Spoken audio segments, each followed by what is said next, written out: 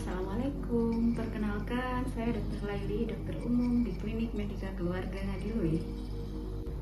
Dalam video kali ini kita akan membahas bersama tentang flu perut atau gastroenteritis.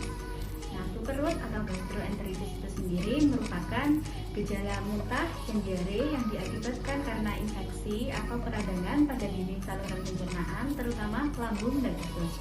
Nah, di masyarakat luas biasanya gastroenteritis disebut dengan muntaber.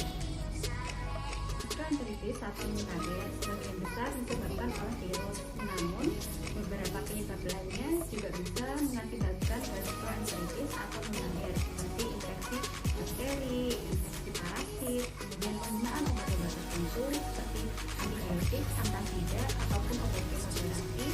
Kemudian untuk penularan virus yang menyebabkan gastroenteritis ini sangat mudah menular melalui makanan atau minuman atau benda yang telah terkontaminasi dengan virus. Ada beberapa kelompok orang yang memiliki faktor resiko atau lebih mudah beresiko terkena gastroenteritis, seperti pada anak-anak, pada penghuni asrama, kemudian pada lansia atau pada orang dengan daya tahan tubuh yang lemah, seperti pada penderita AIDS dan penderita kanker yang sedang menjalani kemoterapi. Gejala gastroenteritis atau muntaber yang terutama adalah diare dan muntah yang muncul 1-3 hari setelah terinfeksi. Gejalanya biasanya berlangsung selama 1-2 hari, namun tidak menutup kemungkinan juga bahwa gejala akan bisa memanjang hingga sampai 10 hari.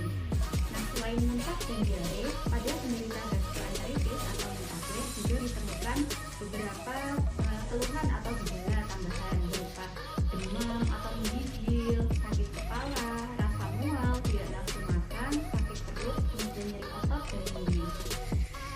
Nah, kapan sih harus ke dokter kalau kita mengalami gejala mual atau muntah ataupun diare? Pada orang dewasa, bila ditemukan gejala seperti demam di atas 40 derajat Celcius, kemudian ada gejala dehidrasi seperti haus, mulut kering, kemudian urin menjadi pekat atau warnanya menjadi keruh. Lalu ada muntah selama lebih dari 2 hari atau disertai darah muntahnya. Selain itu juga bila ditemukan adanya gejala berupa BAB berdarah.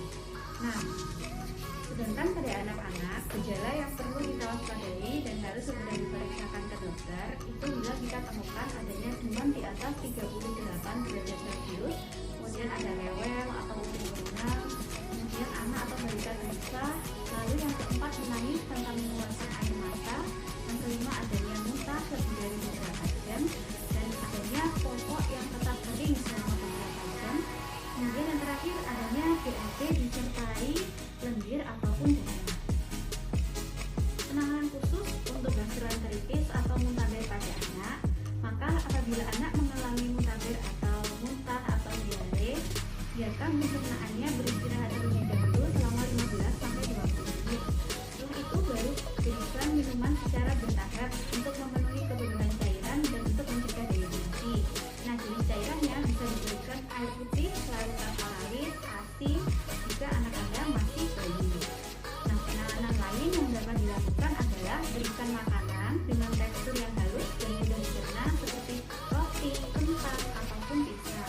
Yang kedua, perlu diingat untuk hati-hati atau jangan memberikan anak Anda makanan atau minuman yang mengandung susu dan gula yang tinggi seperti es krim, soda, dan permen.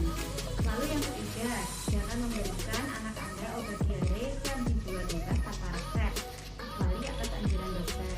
Nah, yang terakhir, langkah untuk mencegah terjadinya gastroenteritis atau muntaber yang paling utama adalah dengan mencuci tangan. Mencuci tangan bisa dilakukan dengan sabun dan air yang mengalir atau menggunakan hand sanitizer. Mencuci tangan terutama dilakukan sebelum kita makan, kemudian setelah kita beraktivitas dari luar rumah, dan setelah buang air kecil atau buang air besar. Pencegahan gastroenteritis selain mencuci tangan, yang dapat kita lakukan adalah ada beberapa hal, diantaranya seperti tidak berbagi atau menggunakan peralatan makanan yang sama dengan orang lain, kemudian membersihkan barang yang kita duga telah terinfeksi virus atau bakteri, dan yang ketiga menghindari konsumsi makanan yang belum matang atau tidak terlalu matang. Lalu jangan lupa untuk membersihkan toilet dan dapur secara rutin, terutama pada gagang pintu, pada dudukan toilet, kemudian kemudian pada peralatan masak dan lantai dapur. Lalu yang kelima, saat mengkonsumsi air dalam kemasan saat di perjalanan, maka hindari selalu untuk menggunakan es batu. Sekian pembahasan kita kali ini.